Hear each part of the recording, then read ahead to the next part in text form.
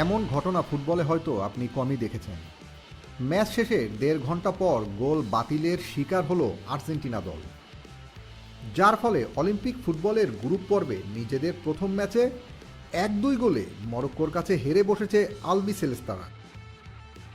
অথচ এই ম্যাচের নির্ধারণী সময়ে 2-1 পিছিয়ে থাকার পর যোগ করা সময়ে সমতাসূচক গোল পায় আর্জেন্টিনা।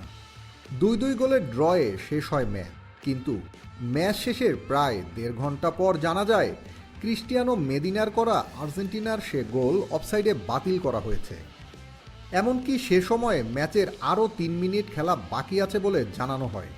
মূলত পিস ইনভেনশন বা গ্যালারিতে থাকা সমর্থকদের মাঠে অনুপ্রবেশ এবং সমর্থকদের আরও নানান রকম বিশৃঙ্খলার কারণে, যার ফলে 1.5 ঘন্টা বিরতি দিয়ে বাকি 3 মিনিট খেলতে নামে আর্জেন্টিনা ও মরক্কো।